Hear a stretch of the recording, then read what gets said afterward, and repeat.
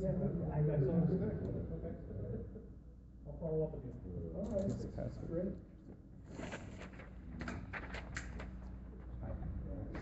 You have to do it all lowercase.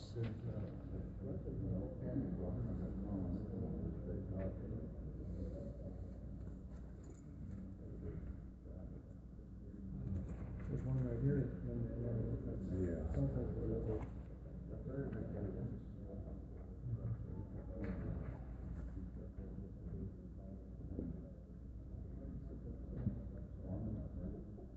Oh, that's children.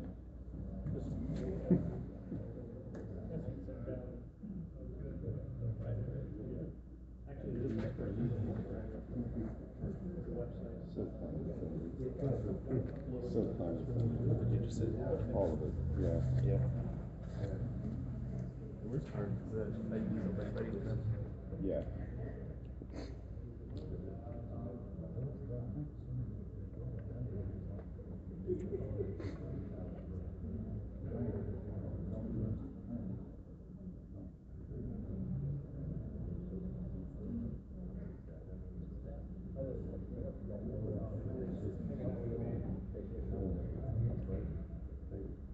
Looks like two of them are seated.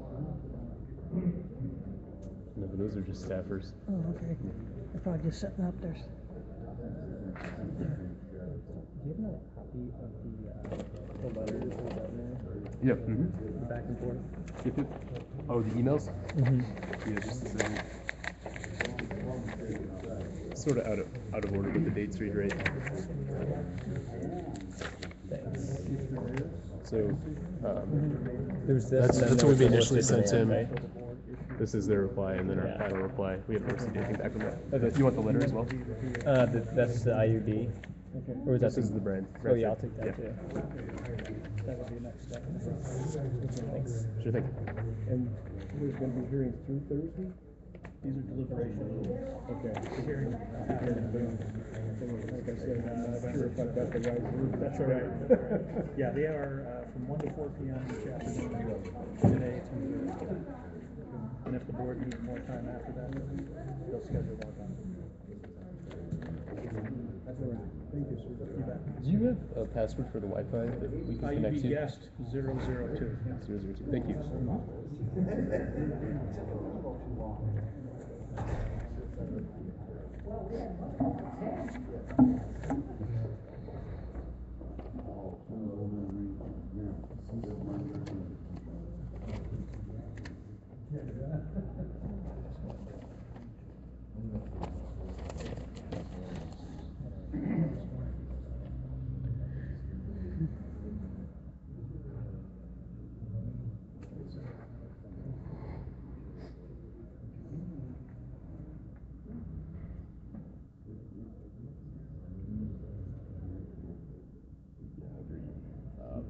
I'm gonna try to stay.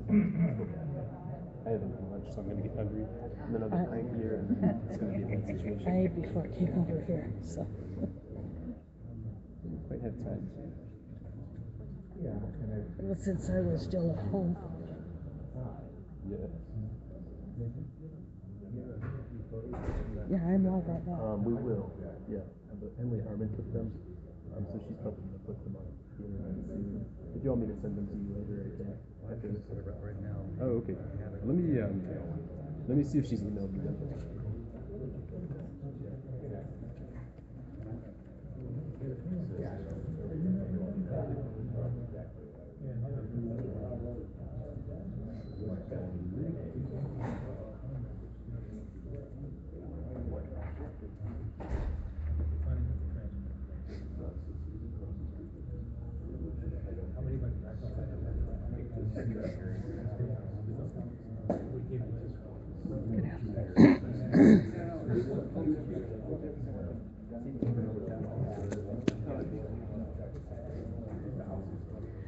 Good afternoon, this is Occupier Killing coming to you live from the IUB Utilities Board. The back and pipeline deliberation phase will begin shortly. Yeah, that's true too.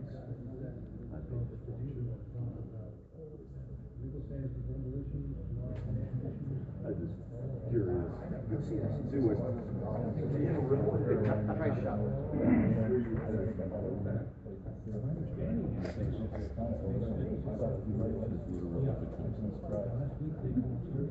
agree. I think it's the absurdity of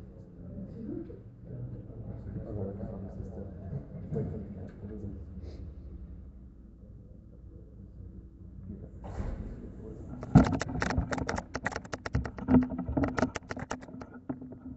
I'm just making a few adjustments.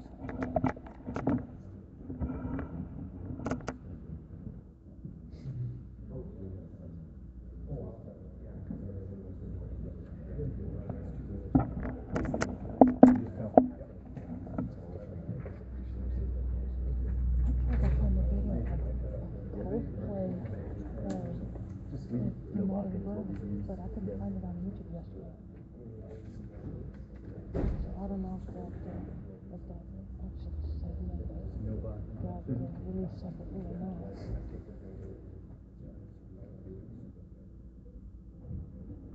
Isn't there a definition of public meetings in code? Yep. Says this is a public meeting. But the public isn't allowed to participate. Yeah. It's not surprising.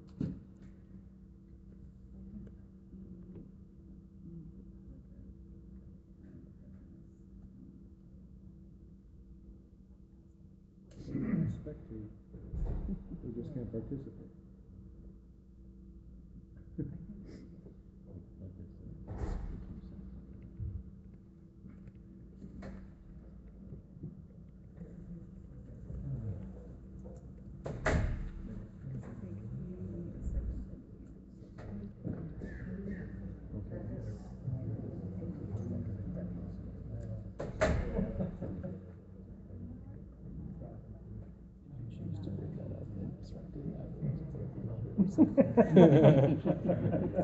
I'll follow suit. Okay.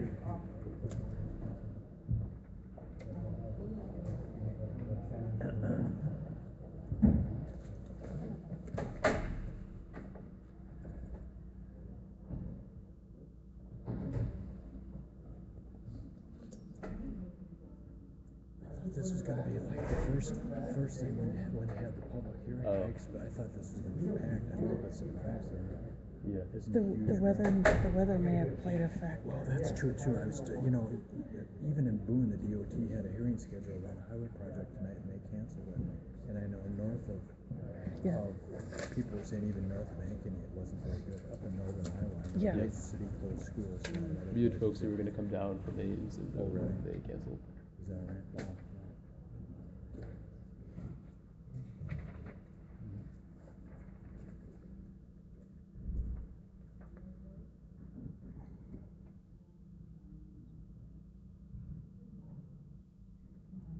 At least there will be a visual record.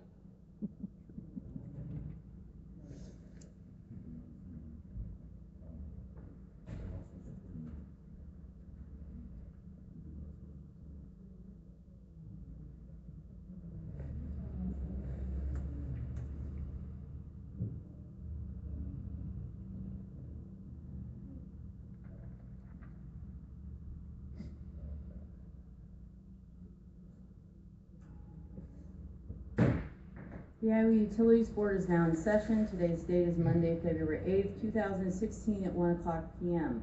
My name is Jerry Huser, and with me today are board members Luke Jacobs and Nick Wagner. Today's meeting is for the board members to begin deliberations of the issues in docket HLP 2014-0001, the petition of Dakota Access LLC for a hazardous liquid pipeline permit under Iowa Code Chapter 479B. In the past, the normal procedure for board deliberations included a briefing meeting where staff would present an overview to the board of the issues arising in the docketed case and options available for the board. As board chair, I have determined and directed staff that the briefing and deliberations of this permit petition should be held as much as possible in public. To the extent possible, the board staff and board members will conduct these briefing and deliberation meetings in public. There are many times when the issues may be confidential. There may be times when the issues are confidential or relate to litigation of a matter, and it may require we enter into a closed session. If that would occur, a board member would move for us to go into closed session, and we would identify for you the time and date that we would return into open session. It is unknown how many days will be required for the briefing and deliberations. However, it is our intent to take as long as it takes to reach a decision. I have directed Mr. Wright and Mr. Lynch to present on each briefing topic that was set out in the board order dated December 18th, 2015. This outline of briefing items is available on the IUB electronic filing system. However, there may be other items added as we continue to review the briefs and reply briefs which were filed as recently as this weekend. The board members will be discussing the issues raised by the parties and may from time to time during each session recess to gather additional information. Board staff will be present during these deliberations, and board members may have questions for staff or request staff obtain additional information. The goal is for the board members to consider all of the issues and relevant information in the record in reaching a decision on Dakota Access's petition. There will be no opportunity for any members of the public or parties to address the board during these deliberations. The deliberations are being conducted pursuant to the contested case provisions of the Iowa Administrative Procedural Act. The parties and public have had the opportunity to file their testimony, exhibits, objections, and support for the proposed pipeline. The board will be directing staff on each point of the pleadings to prepare language for review, and upon review by the board members, those provisions will be voted upon in open session. The board will not be voting on any decisions until we have seen a written version of our discussion. It will be the responsibility of general counsel to provide board members with drafts of the language upon which the board will vote in public session. As a reminder, this is for board and staff to discuss the hearing testimony, route, and all briefs filed in this matter. The board chair will not be tolerant of any disruptions to these briefing and deliberation meetings. We are ready to proceed at this point. Mr. Wright? I think Mr. Lynch is going to begin. Thank you. The first issue before the board on the issue list is the question of what does it mean to say that when a permit is granted, it's not to be granted unless the board determines that the proposed services will promote the public convenience and necessity. Some of the parties in this proceeding have taken the position that necessity should be given the dictionary definition of the word, that is, that the permit should not be issued unless the pipeline is shown to be an absolute necessity.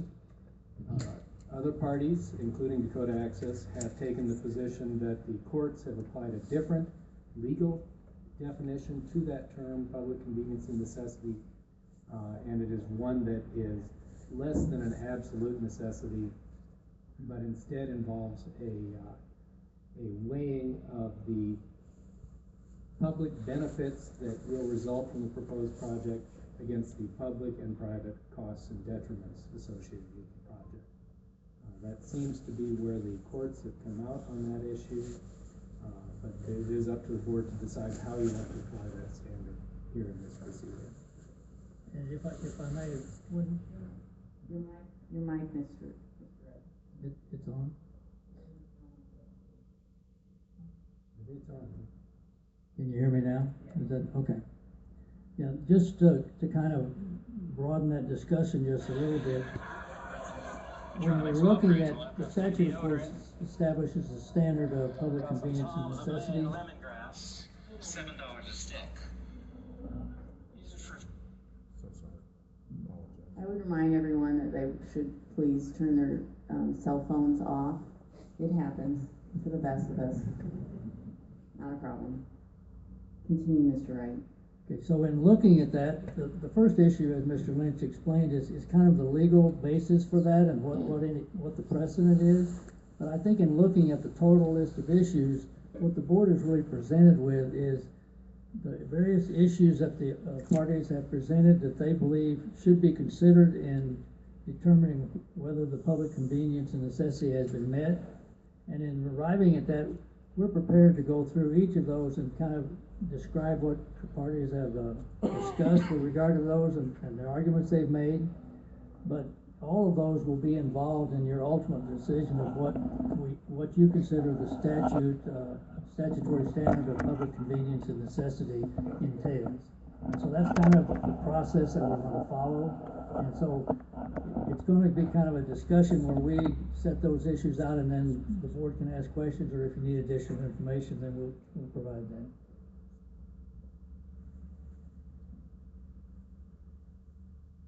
Proceed, we're not shy, we'll ask you questions once.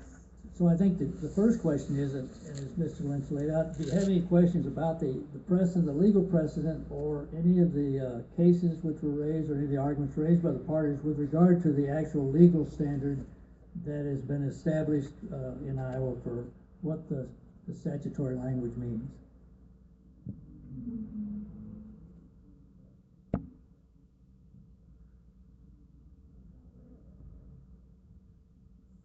Ms. Jacobs, do you have any questions at this point?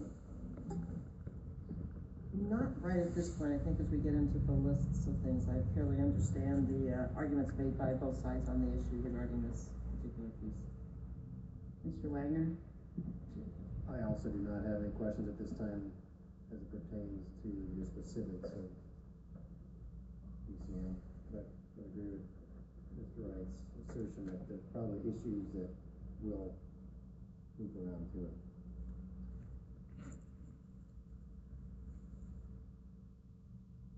When we are looking at public convenience and necessity, and we have other issues that arise that have been brought up both in the briefs and the reply briefs, how do you want us to present? Because I have a number that I think fall underneath this determination. When we reach those, do you want them brought up, or do you want them brought up now? I think for my purposes, and Mr. Lynch is going to be presenting on a lot of these issues, I think if you allow us to begin maybe with the ones that have been set out, and then if those other issues are involved in that, or we can deal with them at the end, at least for our purposes, it will allow us to kind of follow the way we prepare the presentation. You may proceed. Thank you. Then turning on to the, because I think, if I understand correctly, because the public convenience and necessity is the ultimate finding that the board needs to make in this one, a lot of issues are going to touch on it. It's going to come up again and again as we go through these things. Is that where we're at? So we'll just take it and return to it each time it comes up in that context. That's my understanding. And I think that's consistent with the way the courts have interpreted the term, in the sense that it is deliberately intended to be flexible and capable of being applied in a number of different facts and circumstances. You just have to take them up as we get to them. So. Then the second issue on the issue list is the question of whether the board can consider out-of-state benefits when making that determination of balancing the costs and benefits associated with the proposed project. Some of the parties before the board have argued that based upon statutory construction, that the board is prohibited from considering those out-of-state benefits. And that argument is based on a comparison of Chapter 479B, the statute that relates to permits for hazardous liquid pipelines, to Chapter 478, which is a statute that applies to electric transmission line franchises. And that statute, 478, contains language in it that specifically authorizes the board to consider out-of-state benefits when determining whether to issue a franchise for an electric transmission line. So the argument those parties have presented is that under statutory construction rules, when you have two similar statutes and one contains language and the other does not contain that specific language, that in the second statute, you're prohibited from considering the out-of-state benefits, in effect. Other parties have argued that the statutes are not similar, that they serve different purposes, that they deal with different types of facilities, and that is legally significant in the sense that an electric transmission line is part of an overall electric grid, and it's subject to physical laws such that the electricity flows along the path of least resistance. At the time that the language was added to the statute to allow consideration of to expressly allow consideration of out-of-state benefits for electric transmission lines, we were just entering into the phase we're in now where we have regional transmission planning. And it was foreseeable, because of the way that the electric grid works, that there would be projects required in Iowa to relieve congestion on the transmission grid in totally other states with no benefits associated with Iowa. And it's possible that the legislature intended that they wanted the board to clearly be able to consider those benefits when deciding whether to approve an electric transmission line that in and of itself had no benefit in Iowa. Interstate hazardous liquids pipelines are not the same in that characteristic of being affected by other pipelines in other states. There's not that direct connection or direct effect. Instead, the statute clearly contemplates that the board can grant a permit to an interstate pipeline. In fact, that's how it defines pipeline in terms of interstate pipelines, and also defines the statute in terms that a hazardous liquid includes crude oil. And these parties argue that the board can consider out-of-state benefits. They argue that the legislature presumably knows that Iowa does not produce crude oil, Iowa does not have any refineries for refining crude oil, and therefore any crude oil pipelines, interstate crude oil pipelines that are passing through Iowa have to be passing through. They don't have outlets here, they don't have inputs here. And yet the legislature provided a process for granting those permits. And implicit in that, according to the argument, is that the board can consider out-of-state benefits in that connection.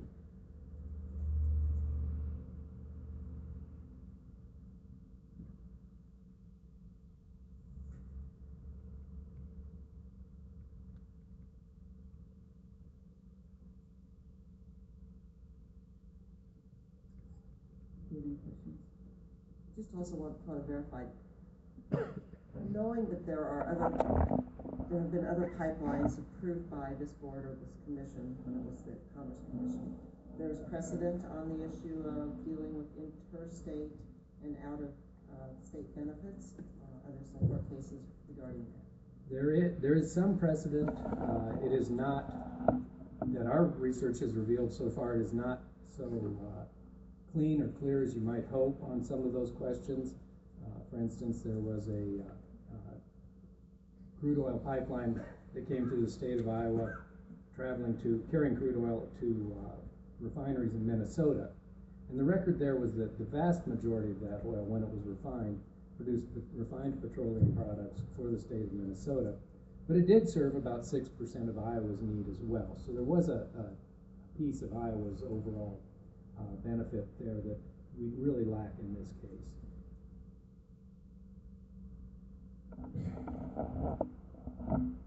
So while there are benefits out there that I think are precedents out there that I think are instructive, they don't close the door to interpretation here. And I think if you look at those, there are several hazardous liquid pipeline cases which have been decided by the board, in addition to the one that Mr. Lynch just mentioned. But most of those can be distinguished on the facts. I mean, I think the board is aware this is really kind of a unique case, a first time case for the board, and it appears to me that it's going to have to be decided on the facts that are presented in the case, because as Mr. Lynch indicated, I don't think there's any clear legal precedent which leans one way or the other.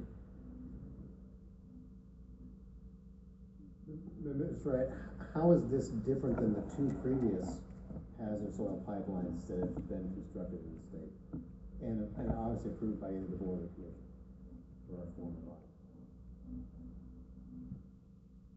I'd like to verify this before we put it in any written order, but I believe it is correct that those were approved prior to the change in the Chapter 478, okay. So this language did not exist at that time. And restate then what exactly changed that would would change that interpretation? Language was added to chapter 478 that gave the board express authority to consider out-of-state benefits when deciding whether to grant an electric transmission line franchise. And that was changed after 479B. I believe that's correct.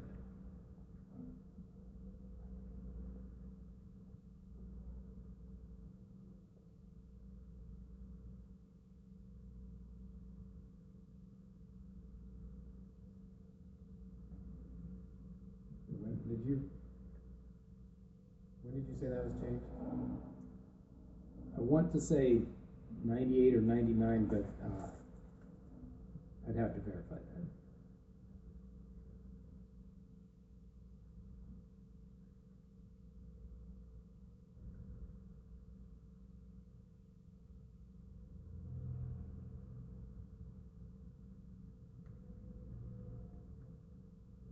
They're 98 or 99. I do have another question on that. What impact would the, Commerce Clause play in any sort of decision? There are decisions, not from Iowa courts, but from, at least from one other court, the South Dakota Supreme Court, that indicate when you have a large, what people call linear infrastructure project, in this case it was an electric transmission line. If a state looks at that and says, we're not going to approve that interstate project because it's not having any benefits for us, or not enough benefit for our state, there is an argument that that is an unreasonable burden on interstate commerce, and that a state statute that requires that interpretation would be preempted by the Commerce Clause, or under the Commerce Clause. That's the, they call it the Mandan case. It was for Manitoba, North Dakota, Nebraska, South Dakota, across South Dakota, something like that. They have a clever acronym in there somewhere. And that's going back to about 1975, but I think it's still a good law.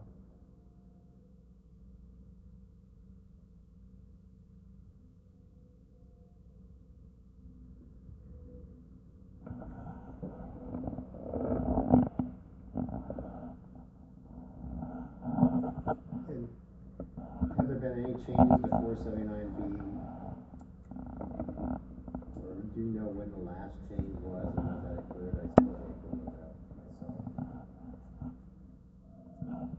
Just glancing at the chapter here, it appears to me the entire chapter was enacted in 1995, and there's at least one amendment in 1999, but I don't think it's been the subject of, and one in 2000 now that I look. I don't think it's been the subject of a lot of amendments. We don't do that many hazardous liquid pipeline permit proceedings, and it just doesn't come up that often.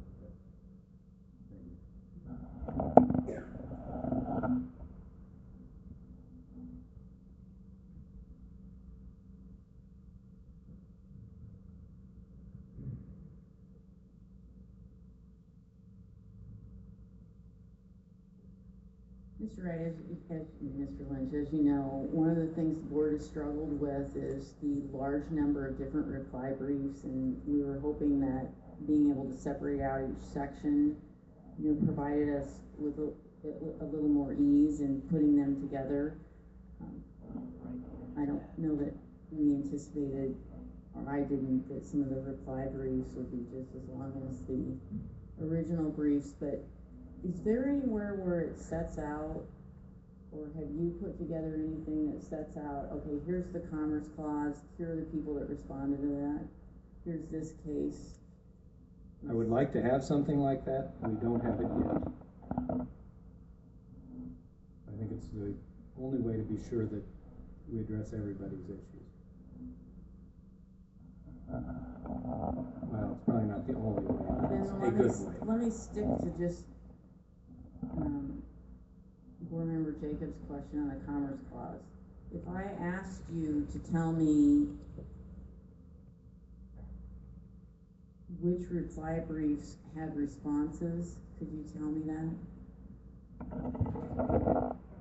I'm not sure that any of the reply briefs have cited to that case or dealt with that argument in the context of considering out-of-state benefits or the ability of people to do that.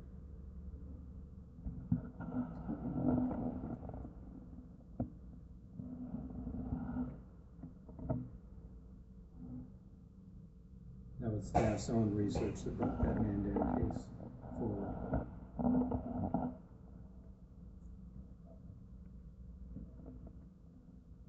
Could you state for the board are there any out-of-state benefits that go beyond those that are listed in the briefing outline that have been raised? You know, even there it gets to, if the board does decide that it wants to, that it agrees with the parties that the agency cannot consider out-of-state benefits. If you were to decide that, I think it still becomes a question of which benefits are exclusively out-of-state and which ones still make a difference in Iowa. Just to pick examples, the global climate change issue, the large part of that impact, to the extent the board's going to consider it, occurs worldwide, but certainly Iowa is affected by that as well. So it's not always a bright line of exactly where what's out-of-state benefit, what's in-state benefit, and it makes it, again, a case-by-case determination. But you've pointed out, at least in my mind, one of the things that we consider, if we decide that there are out-of-state benefits, those out-of-state benefits are both positive and negative. Correct. Benefits and detriments. Impacts. Or costs and benefits, however you want to.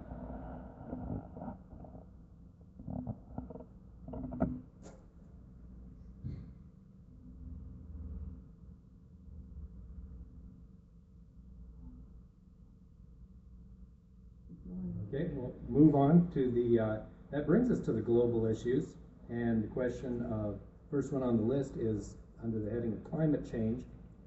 And in relation to this issue, some of the parties have argued, in opposition to issuing a permit, that the board should consider the global climate change situation and consider whether the pipeline should be approved, whether it's a step in the wrong direction. Some of them have argued that it's time for us to be moving in a different direction, where we can move more towards alternative energy sources, to take this country away from its dependence on fossil fuels. Other parties, Dakota Access in particular, have argued that the question is largely irrelevant to the board's decision here today because the demand for the use of fossil fuels will continue regardless of whether the pipeline is built, and that the question of global climate change, while an important issue, is not significant to the question of whether this pipeline should be permitted.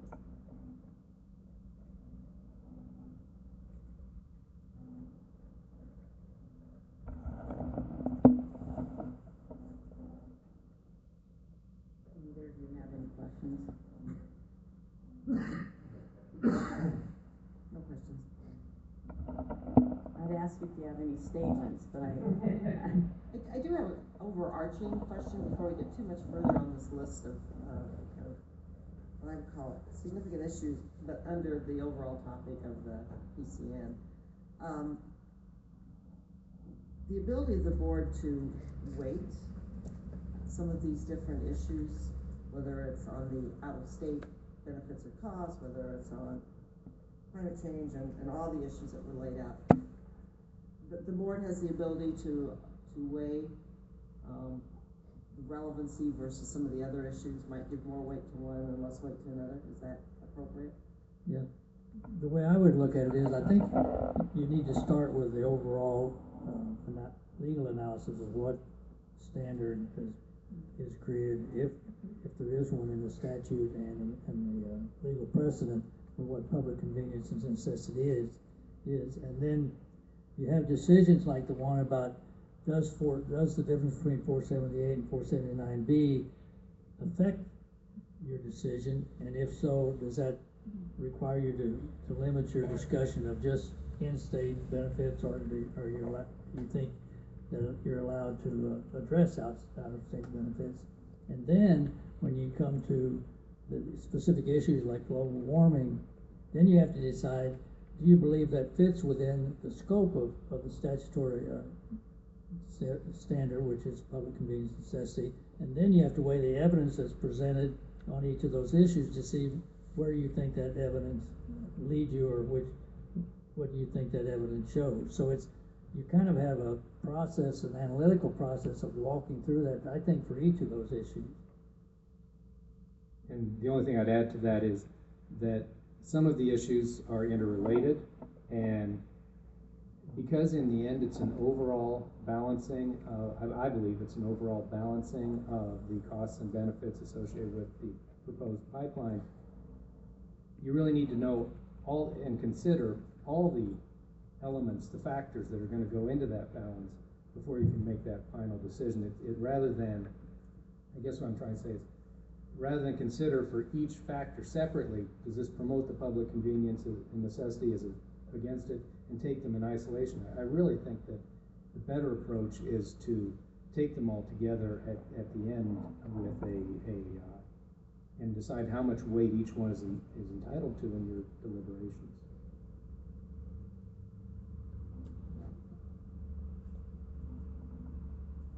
So what phase discussions are we going to do that?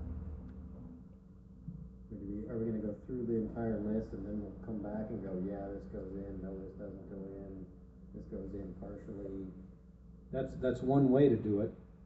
Or if you prefer, I think you can go through and say with each one, you know, if you've got one that in the end you decide is totally irrelevant and not worthy of further discussion, I guess toss it out at the time and be done with it. But I really think you're going to be better served in the end if we wait and go through them again at the end, just in summary fashion. That I guess what I envision is board members saying, well, I see this one as being important and weighing in favor of or against issuance of a permit for these reasons, as opposed to taking them, like I say, one at a time.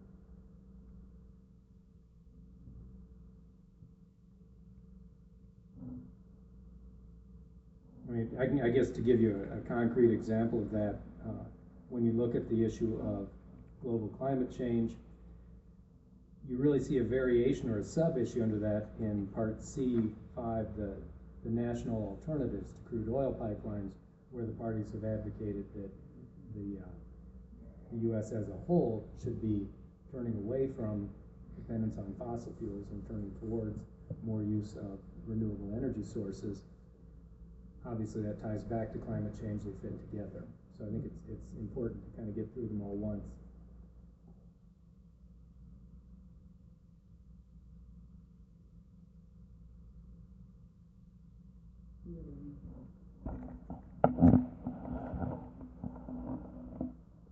I'm almost wishing climate change was further down the list so that I didn't have, because I kind of have an idea.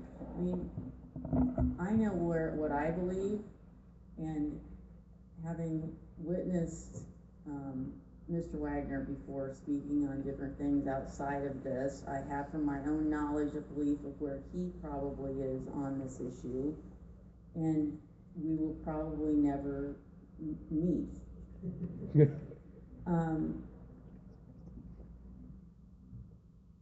And I'm wondering, with that knowledge, if you can put together language on climate change that shows both sides. And I think, at least through our discussions, that's the way we're going to present the issues to the board. So here, if you believe the evidence supports that this should be a factor in determining public convenience necessity, this is the evidence that supports that. or if you think not, then here's the evidence against it. And that's what Mr. Lynch and I are proposing to present to the board when we reach that decision of when you reach the decision what overall public convenience necessity includes. And then the weight that applies the same. And I think the weight is really for the board to decide. We'll give you the evidence, and the board will have to decide what weight to give it.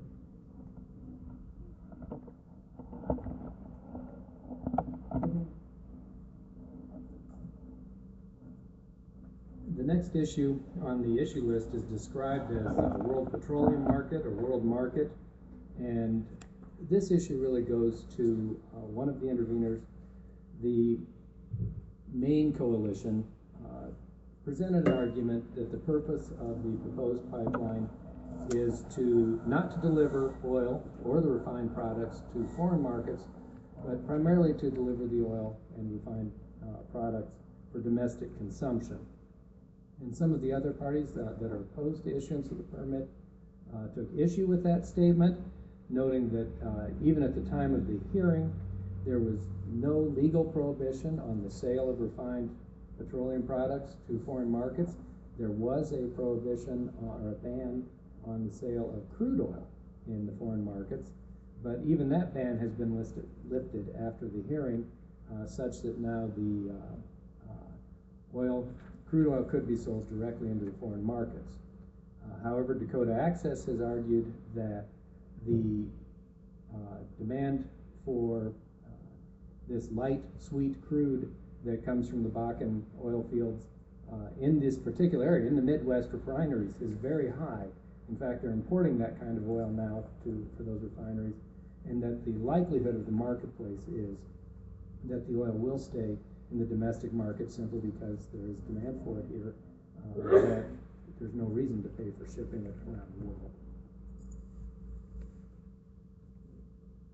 Obviously, one of the questions there is where the board thinks that the oil might go, but the other part is whether that is a significant factor in your decision on whether this project promotes public convenience and necessity.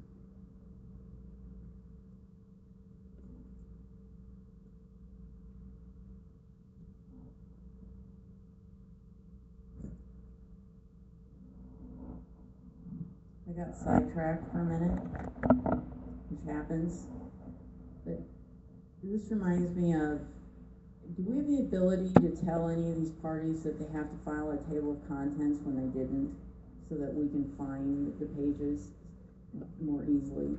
Certainly the board has that ability to ask the parties to do that. Can we do that right now? Yes. Yes, doesn't take a written order. We need to make sure that the party hears it. I'm asked, is there any objection? Do you care? I'm directing you to tell the parties that have not provided us with a table of content on either their original or reply briefs to do so immediately. May I suggest a slight refinement to that we do that for parties that filed a brief in excess of 10 pages. If it's short enough, we don't. Yeah, yes. Okay, we will do that. Thank you.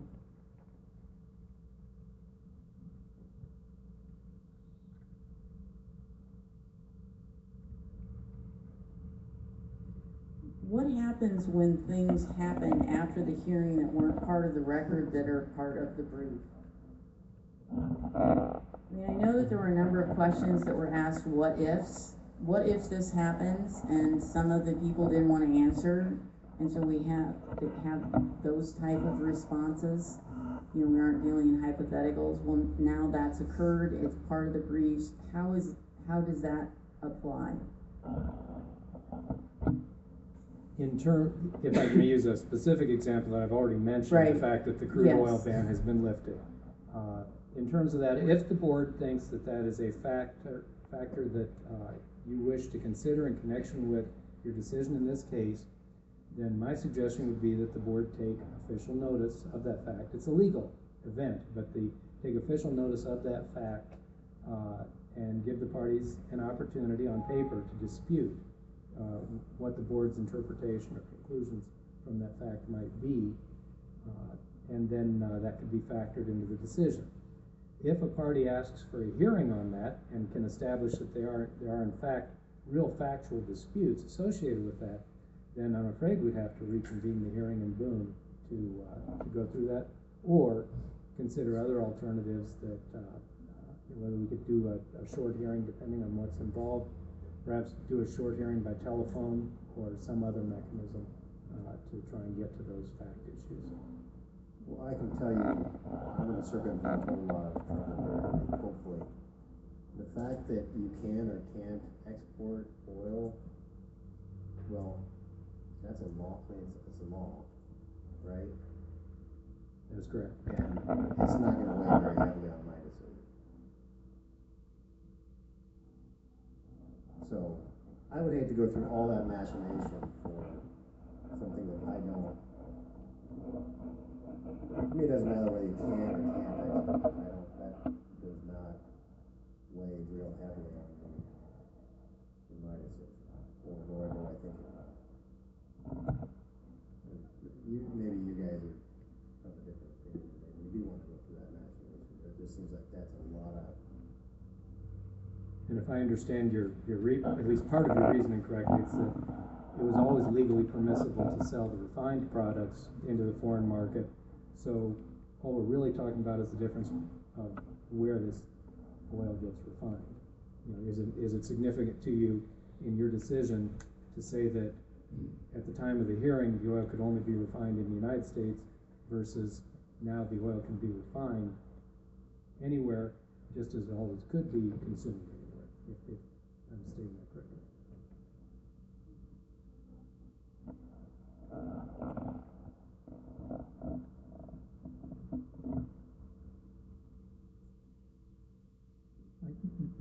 I think what Board Member Wagner has expressed is probably one approach to those kind of issues, especially the issue of the, what is now law with regard to the export of crude oil. I think even if the board, if and when the board takes official notice that that's what they decide, I think a party would be hard pressed to argue that somehow or another the board that was beyond the authority of the board to take official notice of that.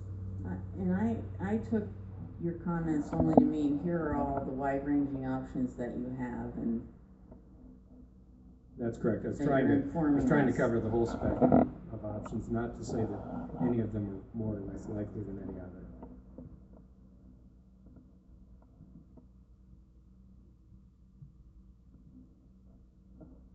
Are you ready to move? So, well, I have another question. So even though because during hearing there was evidence presented, or at least testimony provided, in both cases, that if a ban were lifted and the current, so do we even need to take notice of that? Or do we only need to take notice the law changed if we decide that we're gonna actually weigh that in our decision, that the law does not? I think it would require a judgment call to review that evidence that went to what if the law was repealed, what if it wasn't repealed, and to see if the parties had an opportunity to explore all those ramifications at that time, or was it in passing, and I'm not that familiar with that particular part of the record to give you any opinion on that right now. But if that happened prior to briefs being due,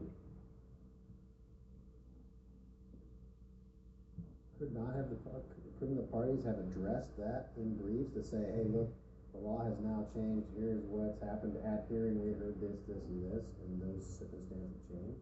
Certainly they could have done it in briefs. They could file, I hate to make suggestions to anyone, but if somebody thought the facts had changed in a way that were truly significant to the board's decision in this case, any party could file to reopen the hearing to hear evidence on those changes. My sense is that would take a much more major change than one that we're using for an example here, but something could happen. There's a big world out there.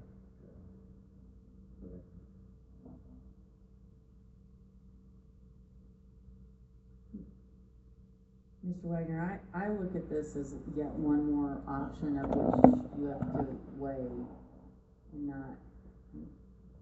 Yeah, I agree. And I guess my point is, we did go through this in hearing. And it was brought up that it's not currently the law, but they're talking about it because at the time, there was discussion about repealing the ban. And so there's evidence and testimony that talked about if it's repealed, if the ban is repealed, what would happen, and then also what's currently the status. So, and again, for me, it's not that critical of an issue that I need more evidence on this, one way or the other. Maybe that's what I'm trying to say. And I was just thinking, and that's why I asked, because as I recollect, maybe incorrectly, I need to look at the testimony again, but I thought it was Mr. Mahmood that was on the stand. We were asking questions about that, and it's like, it's not the way the law is currently, so there was no response to make, but I'd have to look, was it? Well, and he looked at the testimony as well, and I'm thinking when somebody's replied, post-hearing reply brief, it was brought up, because by then it had passed. And I think it was not a lengthy discussion in that brief, but I believe it was brought up, but I have to go look through it. And yes, I do remember also as Mr. Mahmood discussing it and had questions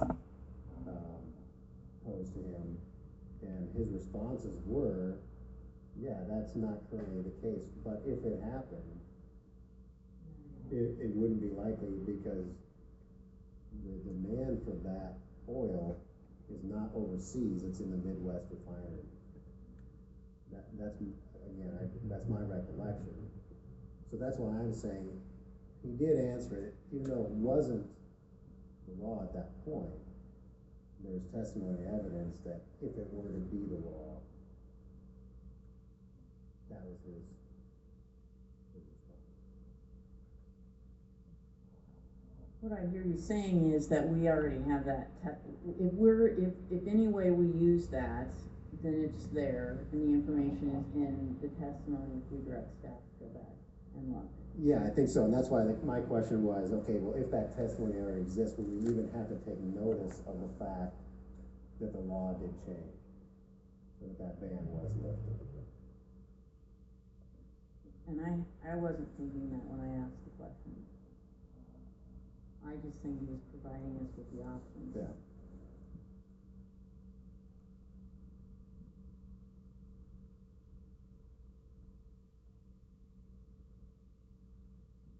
I won't stop you from going back to an issue, but if we're done on that one, we can move forward.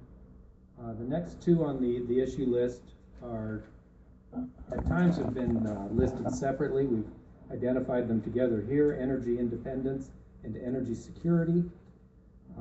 As developed in this case, energy independence and energy security are separate concepts.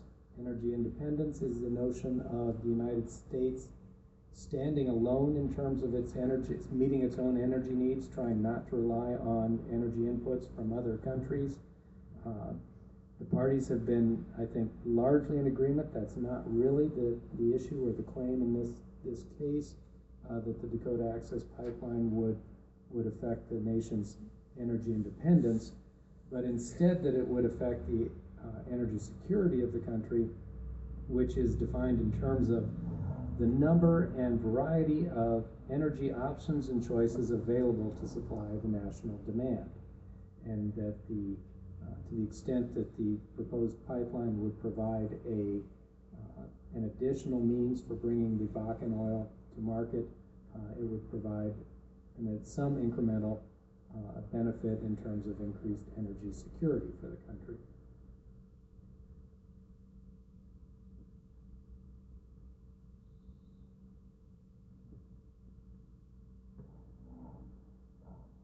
And I do think that the parties are in agreement that energy independence is not the issue here.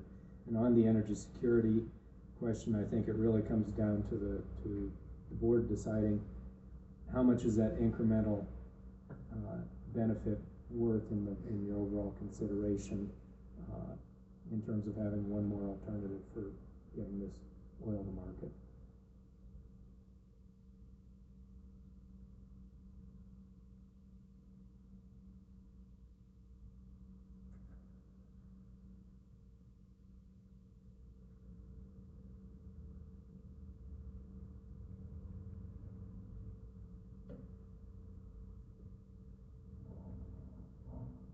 Have you already set out and defined each of those items, or have a document that here's energy independence, you've defined it?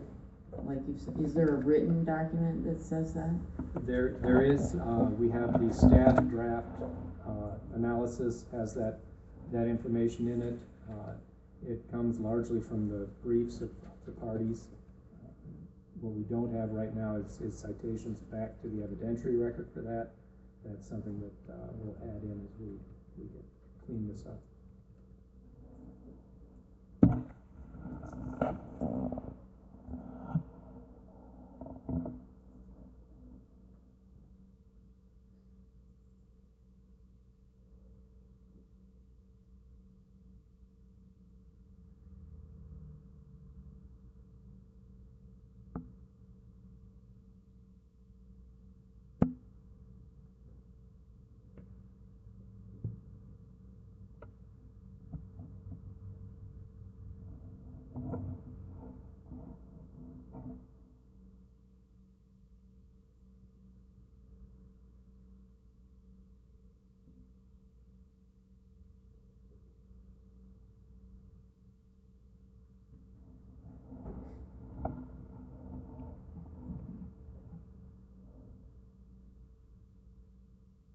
The next issue is the question of really the relative safety of rail transportation of crude oil versus pipeline transportation.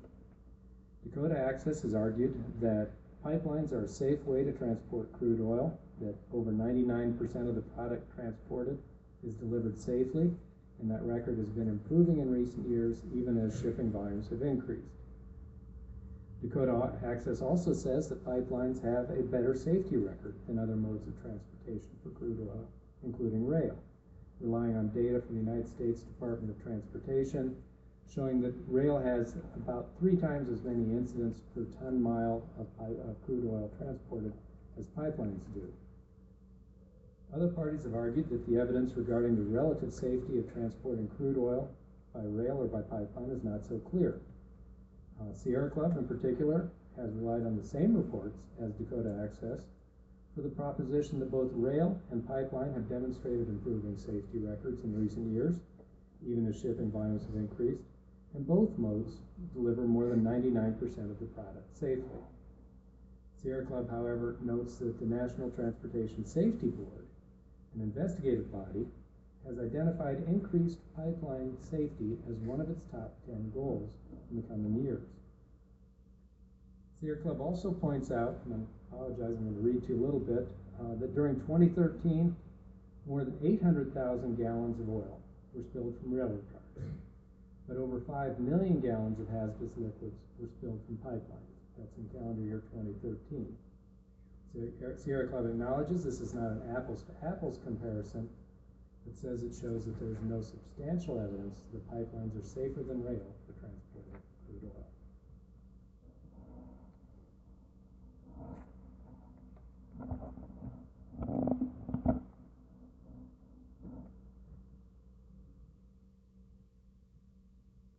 Maybe on a broader scope question, this talks about rail and pipeline safety. The whole issue of safety in regards to what our potential jurisdiction is and what, because it's an interstate pipeline, what PHMSA's would be. Maybe this is a point to interject some conversation about that. Sure.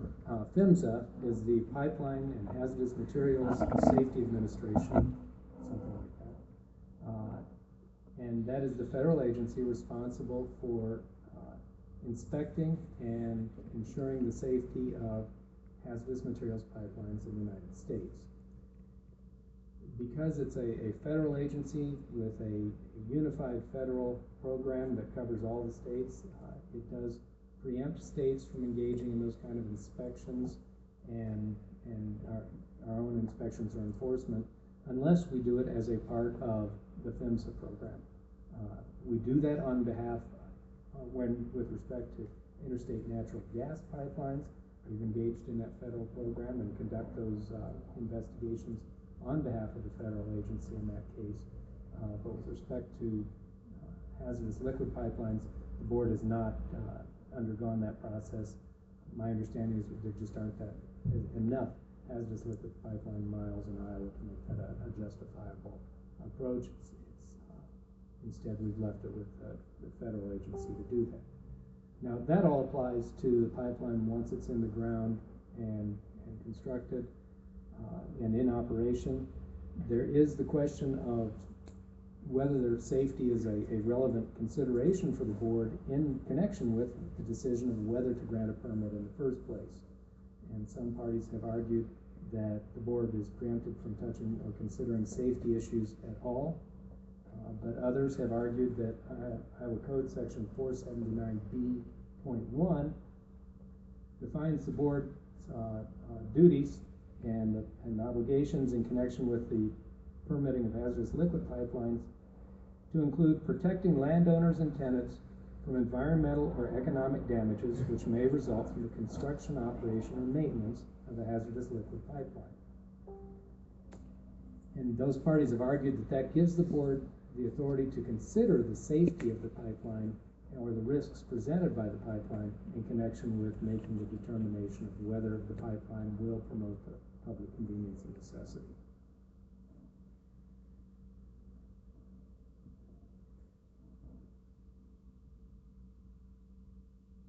Take it to the next step, then what things can be considered in that? When you're saying that all those factors can be taken into consideration, what specifically as it relates to each?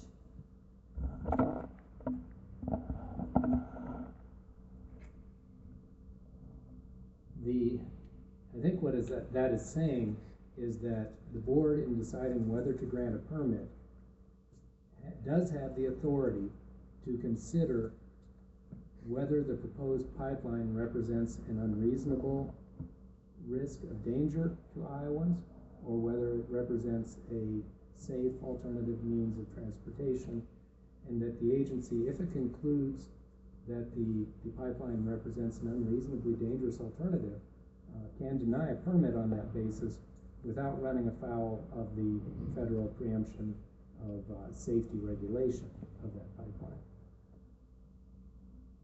In other words, the Iowa Utilities Board, if that approach is adopted, the Iowa Utilities Board would not be in a position after the pipeline is built to say, you're not operating that in the right way, we're going to revoke your permit. But it would be in the position up front to say, we don't think this pipeline is going to be safe and we're not going to approve it at all. What code section was that you read from? 479B.1, which defines the purpose and authority of Chapter 479B.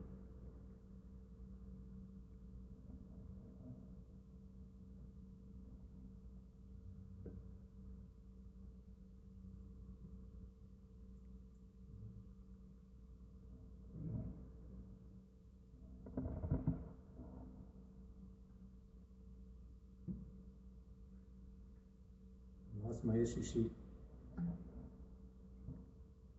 A subcategory or sub-issue under the question of rail transportation versus pipelines is that Dakota Access has argued that if the proposed pipeline is constructed, it will transport crude oil that might otherwise be shipped by rail, relieving rail capacity to ship other goods such as agricultural produce. Dakota Access says that rail transports about 14% of the grains produced in Iowa, and those rail lines have experienced a growth in traffic in recent years.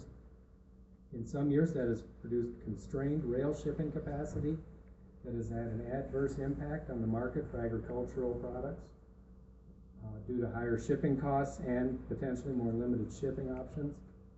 And Dakota Access is basically arguing that to the extent you have 450,000 barrels a day of oil moving through a pipeline, it's not going to be out on the rails. However, Sierra Club notes that Dakota Access's own witness has testified that the pipeline will not necessarily reduce rail shipments of oil. It's possible the production in the Bakken fields could be ramped up and the rail shipments would continue at the same level.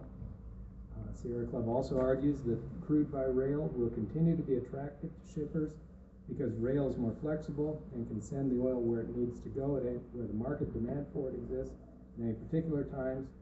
And so Sierra Club argues that the potential for reduced shipping of oil by rail is not a sufficient reason to grant a permit in this proceeding. And that's something the board may wish to consider in its decision.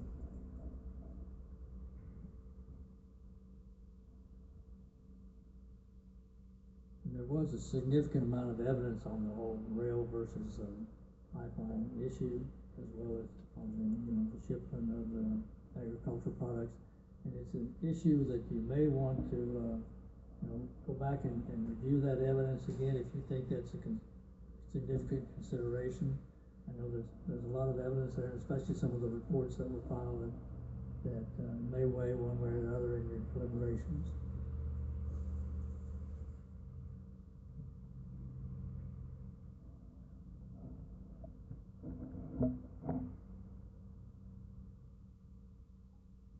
When you're weighing these issues and you're looking at different, so rail versus pipeline, and the evidence that's been submitted, and you believe that whether you believe that the safety issue is, and the information provided is accurate or not, but you can then turn it on whether or not that would weigh in the factor, correct? I'm not saying this very well, so I think what you do is, in kind of the analysis I went through earlier with Board Member Jacobs, is you look to see whether you think this is a significant issue, and then you look at what the evidence is, and then you have to look at that evidence and determine what you think the probative value of that evidence is. And that's the weighing that you have to do when you come to that issue. First, you have to determine whether you think it's significant with regard to a consideration of public convenience and necessity. Then you have to look at that evidence and weigh whether you think it's probative or not, and leans one way or the other.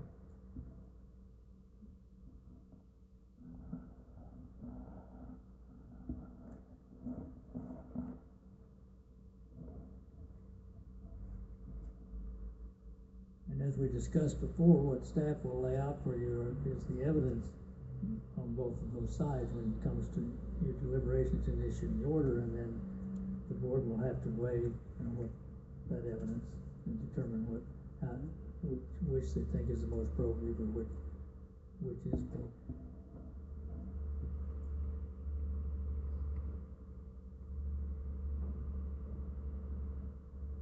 based upon your prior comments, then my interpretation is that for PCN, any of these factors, none is more critical than the other. They all are part of that decision. Yeah, and I guess I would explain that as it's really the board's decision how critical you think each factor is. Each of them are possible factors and have been argued by the parties that they should be considered. But I think when the board comes time to reach that decision, that will be when you have to determine whether you consider those issues should be included in the overall weighting or the overall consideration of what public convenience and necessity in the statute means.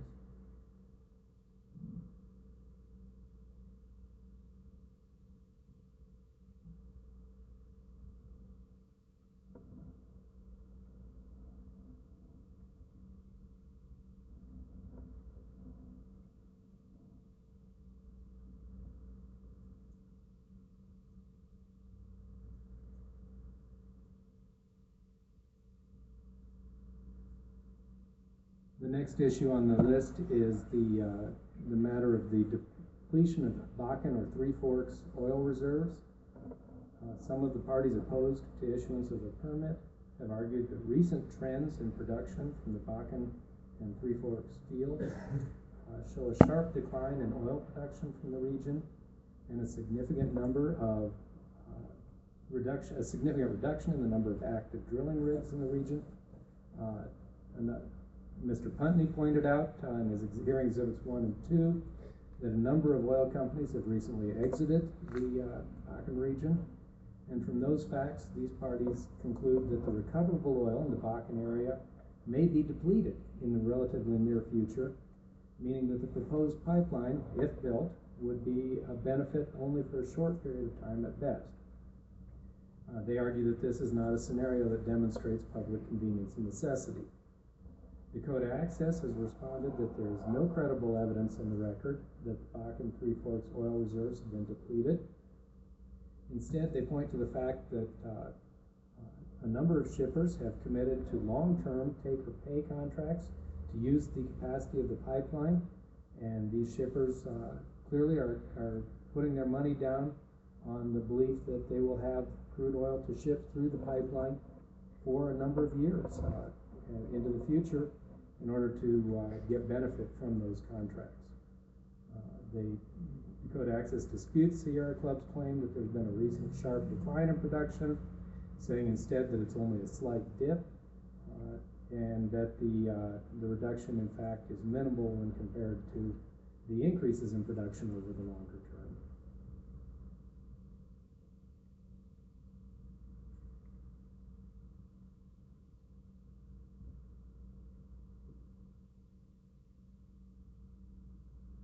I think the questions that will come before the board in connection with this issue are whether, essentially, whether you believe the evidence in the record shows that the Bakken fields may be depleted in a time frame that would make this pipeline no longer useful.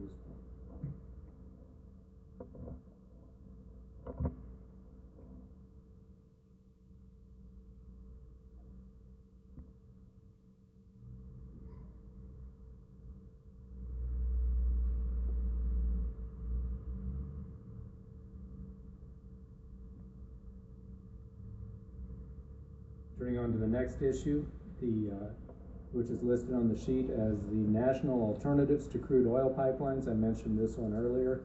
I think it's related to the global climate change issue that we discussed under that earlier. Here, some of the parties that are opposed to issuance of a permit argue that alternative sources of energy are replacing fossil fuels in the United States energy mix, and that the alternatives like solar and wind energy are becoming increasingly competitive in the marketplace and represent the path to the future. They argue that the country would be making a mistake by committing resources to construction of a pipeline and to increased use of fossil fuel resources when the trend is headed in the other direction.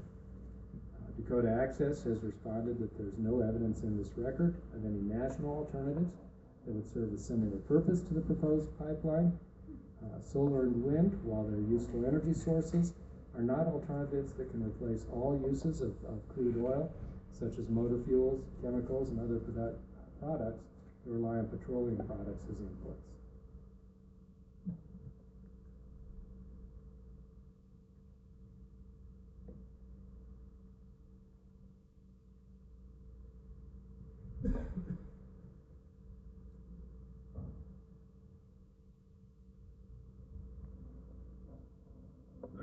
No comments on that one. I'll move on to permits and authorizations. And on this issue, we have it listed on the issue sheet under both national issues and state issues, but I think the analysis here can be presented to deal with both levels at the same time. The fundamental question here is that Dakota Access needs a wide variety of state and federal permits in order to construct the proposed pipeline.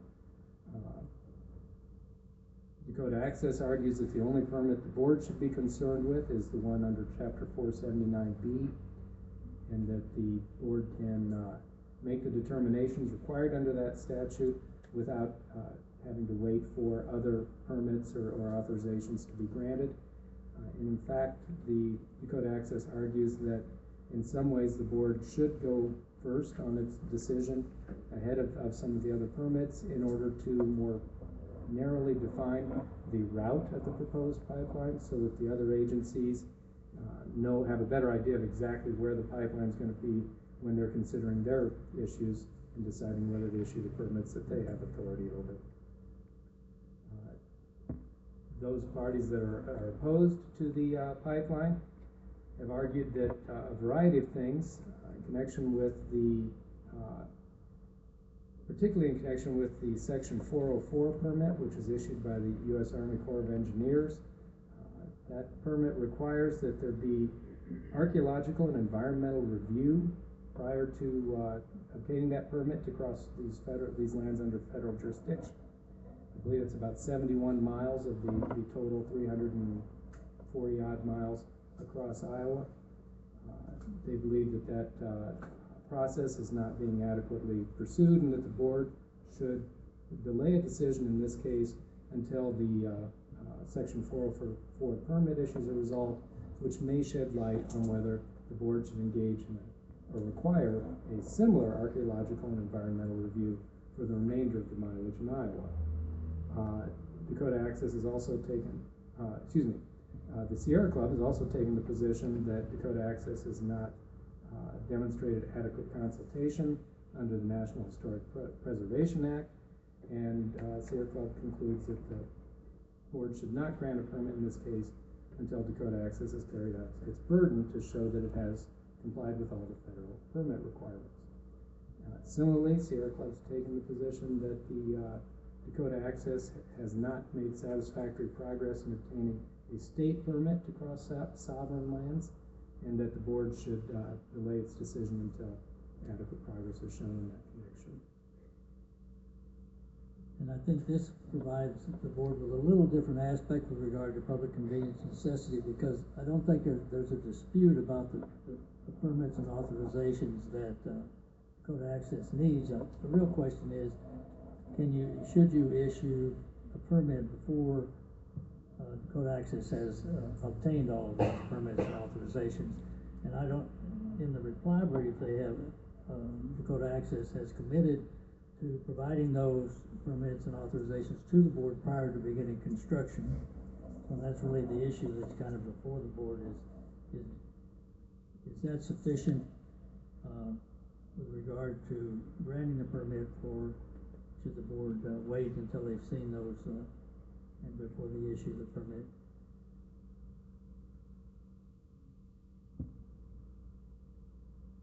So obviously this is a chicken and egg kind of question, to put it in layman's terms, but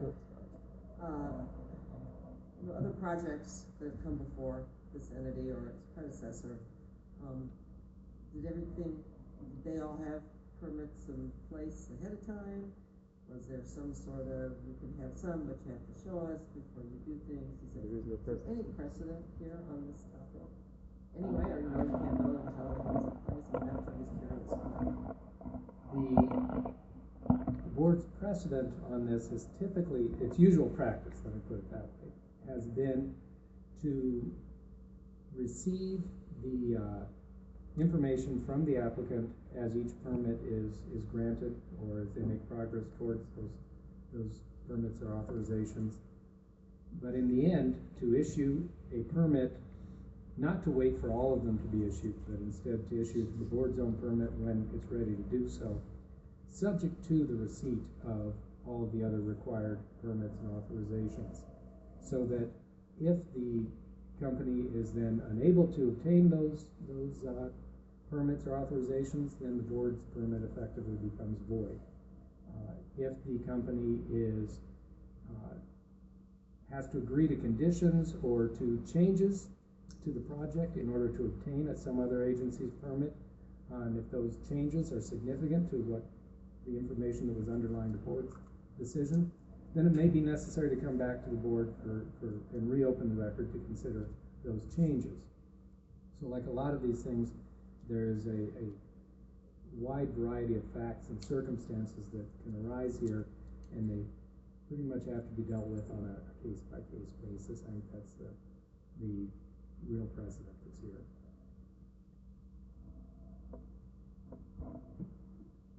So how do we avoid the chicken and the egg scenario, where we say, if we put provisions on that say you've gotta have these permits, and one of those agencies says, well, you've gotta have the permit from the IUB, how does that get resolved? In that setting, I would expect it to go, that the board would actually issue the permit subject to receipt of those other permits. So Dakota Access would have it in hand and be able to go to the next agency and say, we have our permit, and as long as you give us yours, this one's valid too. And then the other agency would be able to act knowing that the board had already taken action. And then, like I say, there's still a number of directions and paths that the project could take at that point, depending on what the other agency did. It could wind up coming back here, but at least the board would have gone as far as it can and made that progress. But if both have a provision that say, you've gotta have the other. And I would say that they do have it, it's just subject to a condition subsequent that they have this permit, but it will be revoked if they don't get the next thing done. I'm not sure our orders have actually had that exact language in them, but it might be something we could look at it, an easy revision. If we don't have jurisdiction over those items, how can we put that, or maybe this goes to a larger question, what can the board require? Why don't we require anything we want? Let me start with the narrower question first, and then we'll circle back. You're right, the board doesn't have jurisdiction to decide whether the Corps of Engineers is going to issue a Section 404 permit. But I think you do have jurisdiction to say, we're issuing our permit, but before you can construct it, if that's the case, you need those other permits, and if you don't get them, then ours is void, because you don't want it hanging out there for, hanging over all these people's property, and you need some finality at some point. The broader question you raise in terms of what can the board do in terms of imposing terms and conditions on the permit when it's issued, really is answered in the statute. It's in Iowa Code Section 479B.9, where the first sentence says, and I apologize again, I'll read too briefly, the board may grant a permit in whole or in part upon terms, conditions, and restrictions as to location and route as it determines to be just and proper. So the standard there is going to be whether the evidence presented in this case makes causes the board to decide that it would be just and proper to have that term or condition. Now I should tell you, some parties have taken the position that language, terms, conditions, and restrictions as to location and route, that the qualifier location and route applies to terms, conditions, and restrictions. Others have taken the position that location and route only applies to restrictions and does not limit the board's ability to impose other terms and conditions. That's an interpretation that the courts have not ruled upon, and so it'll be something for the board to decide if it becomes relevant to your decision. You said the courts have not ruled on I've not addressed that specific argument that I'm aware of.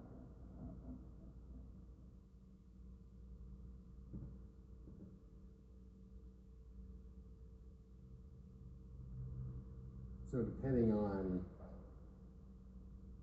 whether we think that applies to just the route or the whole thing, that can be pretty broad. Yes. So the condition to say, you can't actually build until you receive all your permits. You probably can't say all permits. Some of them, I think, are granted provisionally, subject to the final construction or final inspections. Some of them are Okay, so permits required prior to construction. You need all your pre-construction permits before you start construction.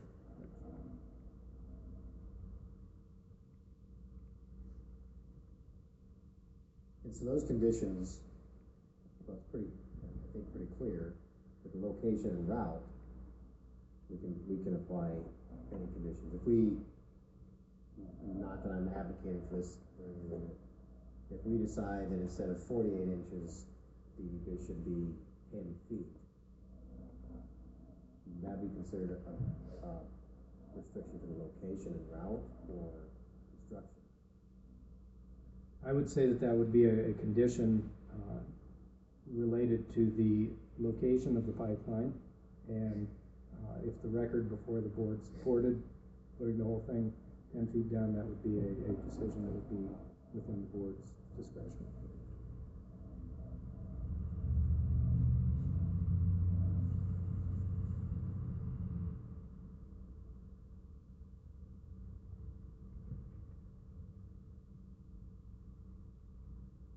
Can you give me an overview of the relationship between the Iowa Utilities Board and the other state agencies that have permits to be granted?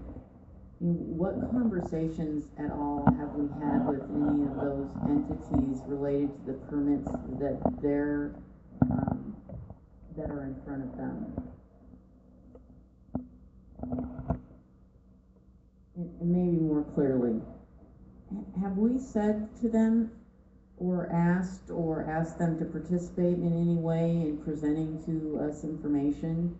Obviously, I know they weren't at the hearing, but could that have happened? This statute isn't like some of the other statutes. The board's authority under, I want to say 476A, I'm not positive, to cite electric generating stations. That statute specifically contemplates a so-called one-stop shop, that every agency that has issues with a proposed electric generating plant over a certain size is given notice as a part of the board proceedings that it can participate in those proceedings and have its issues presented and considered in that context. And going back a number of years, back to the late 80s, the board actually used to occasionally have a hearing on those things, and halfway through the hearing, the board would recess, and the DNR, for instance, would come in and convene a hearing to resolve its permit issues, and at least those that were ready to be resolved at that point. And then the board would come back and reconvene, and there was kind of a complicated game of musical chairs to move through that. 479B does not contemplate the same kind of a one-stop shop. We don't, while we provide notice to those state agencies, other state agencies, that it's out there, and give them that opportunity to come before the board. It's not a required part, and frankly, even with the electric generating stations, we have tended to move more towards the approach I described earlier of saying, look, you do your permit the way you think it needs to be done on your time schedule, but we're going to go ahead and rule on our piece, and we'll make our orders subject to the conditions subsequent of receiving approval from the other agencies as well. It's just been a more practical way of getting things done. Now, we did have informal conversations with a few other state agencies, spoke with DNR and their assigned assistant attorney generals about some questions they had about whether the proposed pipeline would be considered, we tried to help them work through the issues on whether it would be considered a public utility for purposes of other statutes, not statutes that the board administers so much, but statutes that perhaps should be construed in connection with the board's definition of public utility. So we have worked with other agencies a bit on those kind of things, but only in an informal consulting role.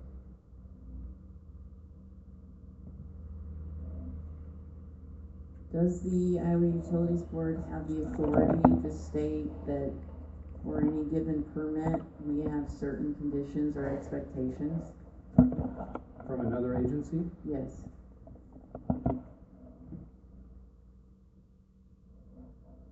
I'm having a hard time concocting an example where that might happen, but if the record before the agency supported, made that relevant to an issue before the board,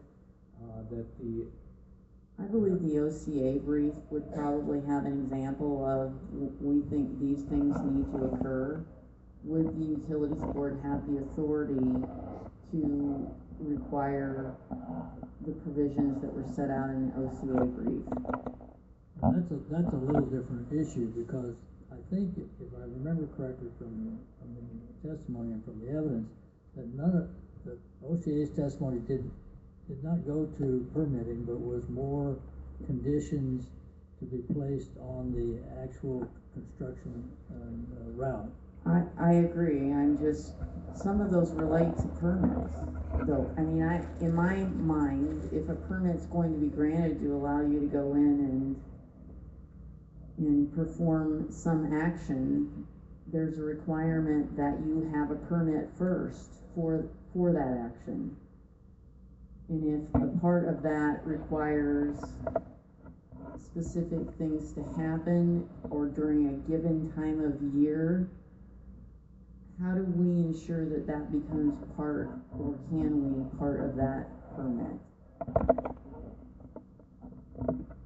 It's really up to the other agency to resolve its issues that are before it, but I think the board would be in a position, at a minimum, to lift that issue up for the other agency to say, you know, we think you need to take a look at how the construction schedule fits with these other factors that are related to your other agency permit. I don't think the board could say, other agency, you have to put this condition on or our permit's no good. It would take, I hate to say it could never happen. I don't want to foreclose any options that might come down the road, but I'm having a hard time conceiving of a situation where that would be appropriate. Well, that answers the question. It may just mean I don't have any imagination left. I don't know.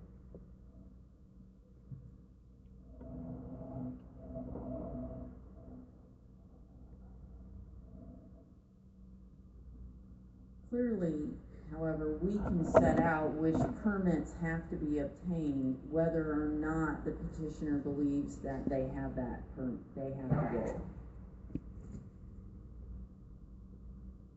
We can set out our belief in that respect. We can say that this project needs a petition from agency X. If agency X looks at it and in their expertise they say, no, they don't, you know, I think it's the board would need to respect that decision if that's in their jurisdiction.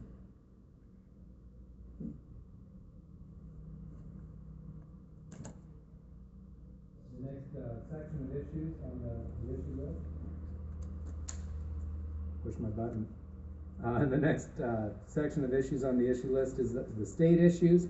And the first one we have identified there are the economic issues relating to the alleged benefits of the project in terms of jobs, taxes, sales, and other benefits.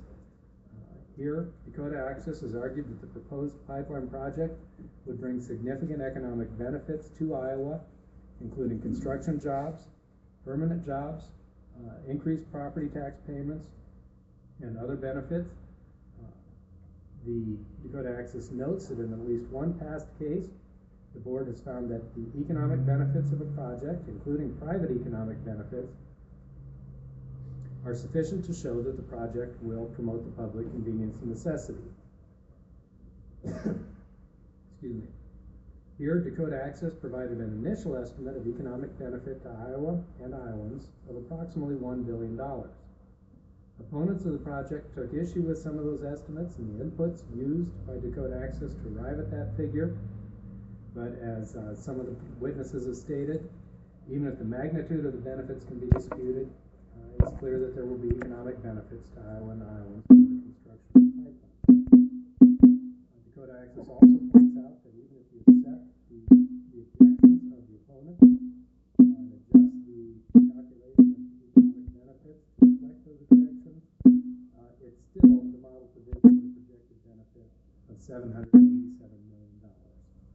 in construction period economic benefits. Excuse me.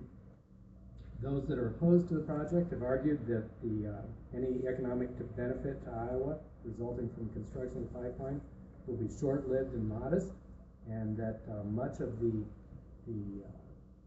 job benefit may go to people from outside Iowa, that some of the payments that were included in that calculation of the The projected economic benefit are not appropriately included there.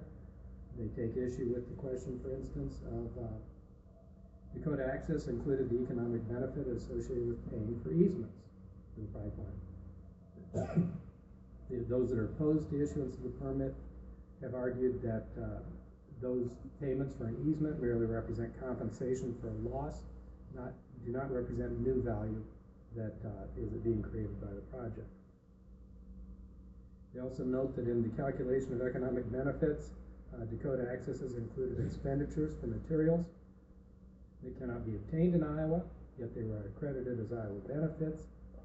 And they also assumed that all employment and contracting activities would originate with expenditures in Iowa when the evidence shows otherwise.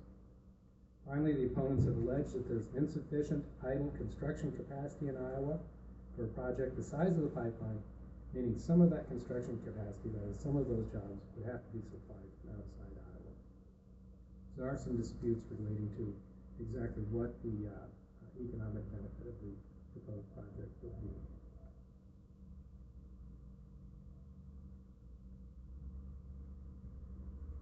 To expand on that just a little bit, in reply briefs, Dakota Access has argued that while they believe the economic benefit would be in excess of $1 billion, they note the challenges to that figure and again point out that the project, even if it's adjusted to eliminate those objections, the project still shows an economic benefit to Iowa of almost $800 million.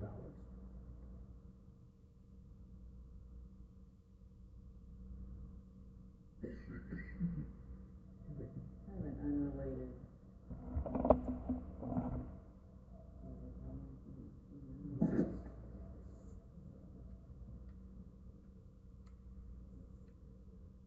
Okay, well then, I won't bring this up right now. We're gonna take a.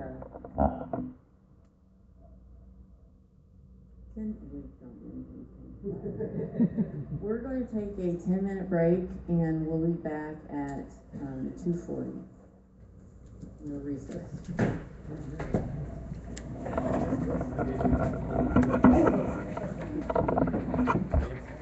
I will take my stream down for this break and then I'll come back up.